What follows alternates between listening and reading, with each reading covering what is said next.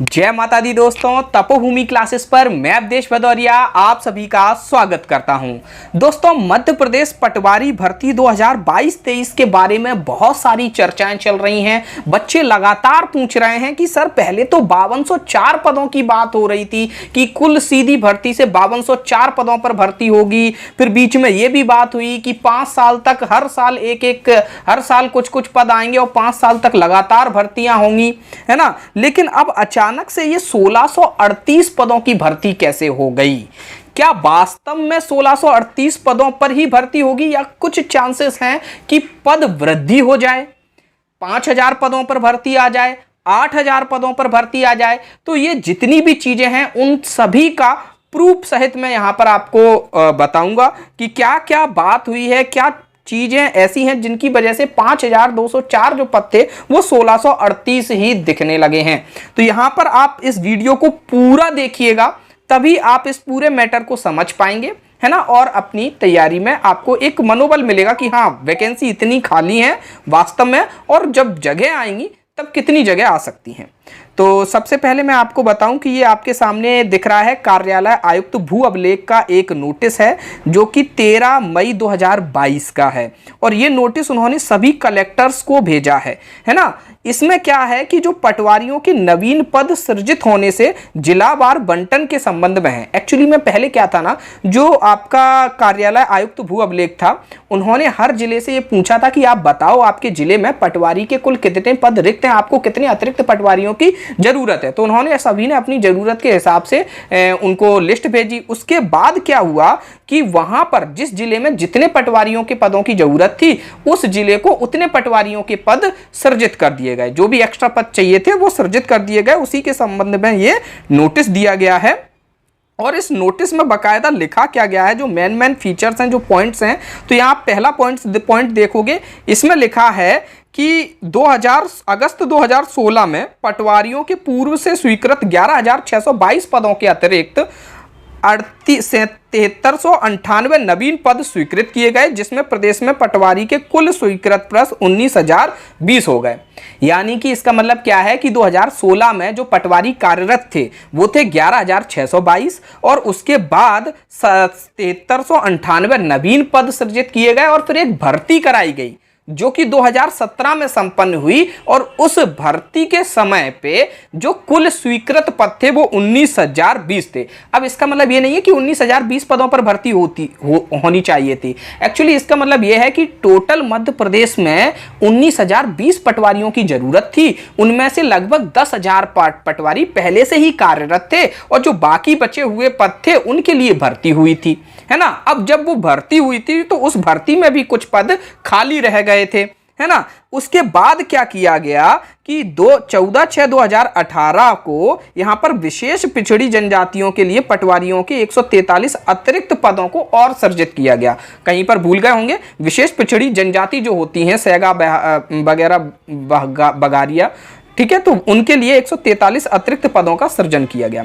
अब तीसरा पॉइंट जो लिखा गया है ये अपने मतलब का पॉइंट है। यहां पर बताया गया है कि ये 25/4/2022 को पटवारियों के पूर्व से स्वीकृत पदों के अतिरिक्त, यानी पटवारियों के पहले से कितने स्वीकृत पद थे? 19,020। उसके अतिरिक्त 5204 नवीन पदों को स्वीकृत करने की स्वीकृति प्रदान की गई।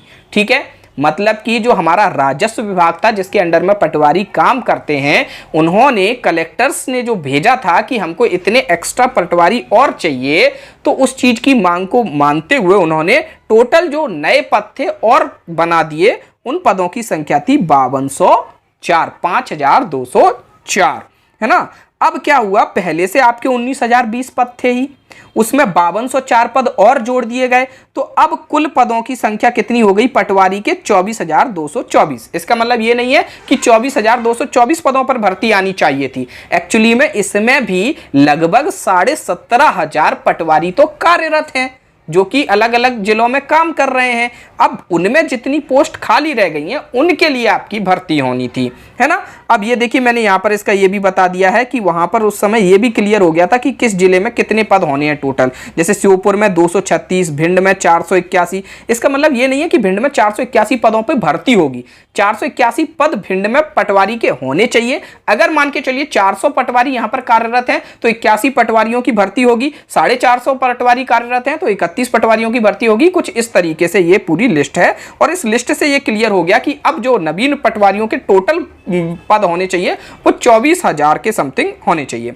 अब क्या हुआ है कि 16 नवंबर 2022 को एक और सर्कुलर आया है जो कि सामान्य प्रशासन विभाग की ओर से आया है, वल्लभ भवन की ओर से, जिसके बारे में हमने डिस्कस किया था। इसमें टोटल 1 लाख वैकेंसीज के बारे में बताया गया कि कब कब वैकेंसीज आने वाली हैं आपकी और कितनी कितनी वैकेंसी आएंगी, कितने चरणों में आएंगी, है ना।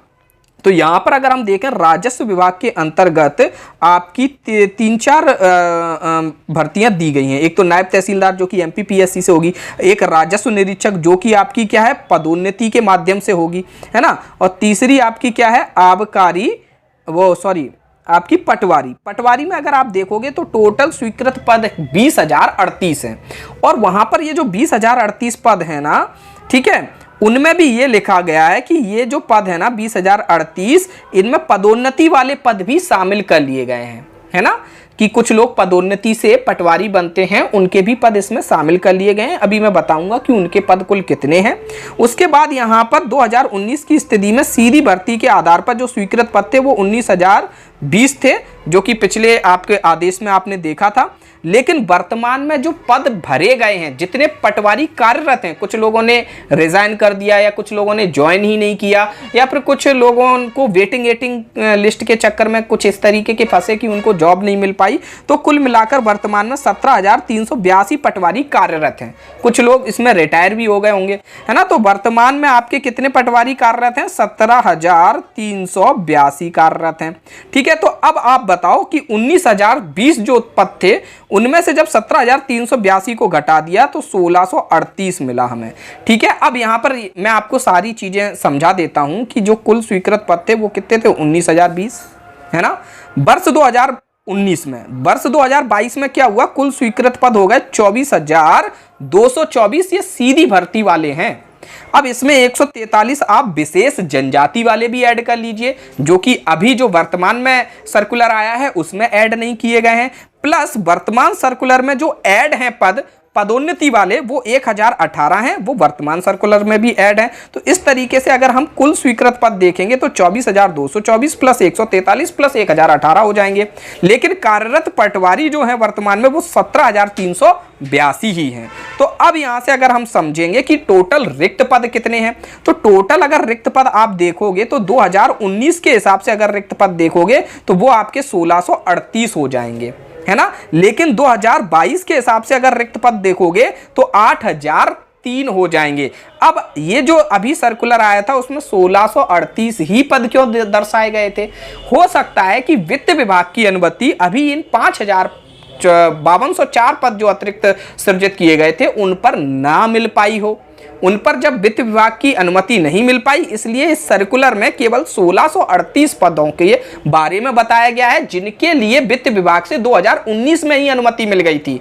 लेकिन वो पद फिर भी खाली हैं क्योंकि कुछ लोगों की नियुक्तियां नहीं हो पाई, कुछ लोगों ने जॉब छोड़ दी और कुछ लोग रिटायर हो गए, है ना। तो अभी ये जो 2022 की जो अतिरिक्त पद थे इनके लिए जैसे ही वित्त विभाग से अनुमति मिलेगी तो ये पद हमारे को टोटल 8,003 हो जाएंगे, जिनमें 143 विशेष जनजाति के, 1,018 पदोन्नति वाले, तो इनसे हमको मतलब नहीं है, इनके लिए तो भर्ती होनी नहीं है, इनके लिए तो एग्जाम होना नहीं है। 960 इसमें क्या है आपके बैकलॉग वाले पद हैं, ऐसे पद जो कि ST SC OBC मतलब आरक्षित वर्ग के थे और खाली रह गए थे, तो उनको सीधी भर्ती में शामिल नहीं किया जाएगा, उनके लिए अलग से बैकलॉग की जगह रहेंगी। तो 960 बैकलॉग की है और 678 वर्तमान हिसाब से आपकी अनरिजर्व सीधी भर्ती के लिए अवेलेबल है। इसमें सारी कैटेगरी शामिल है और इसी में ऐड हो जाएंगी 5204। तो सीधी भर्ती के लिए जो अवेलेबल आपकी पोस्ट हो जाएंगी वो आपकी कितनी हो जाएगी, 5,822। तो ये जो आंकड़ा है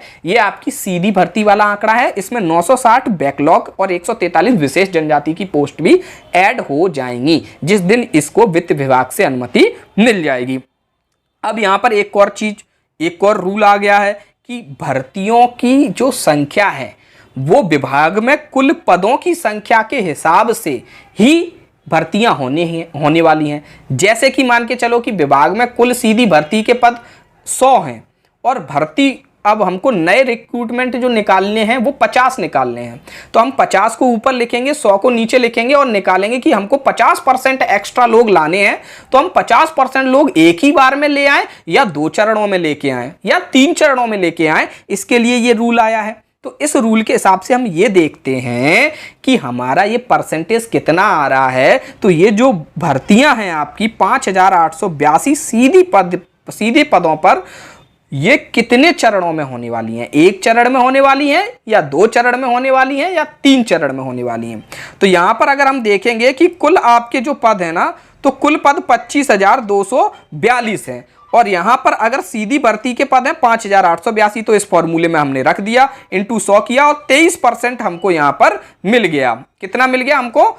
23% मिल गया। अब यहां पर अगर आप देखोगे कि जो पहला कॉलम है उसमें अगर हम देखेंगे कि 33% से कम है तो भर्ती को एक बार में ही करवाना है। कैसा करवाना? भर्ती को एक बार में ही करवाना है। तो यानी कि अगर वित्त विभाग से इन सभी भर्तियों के लिए इन पदों की अनुमति मिल जाती है, जो कि मिल जानी चाहिए, तो ये पूरी भर्ती एक बार में ही होगी। और जब इसका नोटिफिकेशन आएगा तो उसमें सीधी भर्ती और बैकलॉग दोनों के पद होंगे, जैसा कि आबकारी आरक्षक में भी आया है। तो आपके टोटल पद 6842 हो जाएंगे। अगर विशेष जनजाति के लिए भी टेस्ट आयोजित वो कराना चाहते होंगे तो उसमें 143 पद और जोड़ देंगे और कुल आपका जो वैकेंसी आएंगी वो 6985 पदों पर आएंगी, है ना। तो यहीं पर यही चीजें मुझे क्लियर करनी थी। उम्मीद है कि आपको ये सारी चीजें क्लियर हो गई होंगी कि क्या हुआ है कि ये 5204 जो पद 2022 में सृजित हुए हैं इनको अभी इस सर्कुलर में ऐड नहीं किया गया, इसलिए आपको 1638 ही पद दिख रहे हैं जो कि 2019 के हिसाब से ही खाली है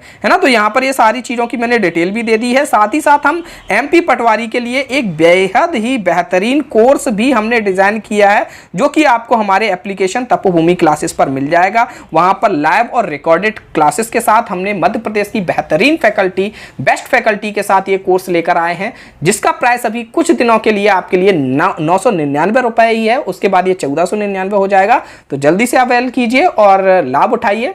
डिस्क्रिप्शन में लिंक है, वहां से जाकर आप चेक कर सकते हैं। धन्यवाद। जय माता दी।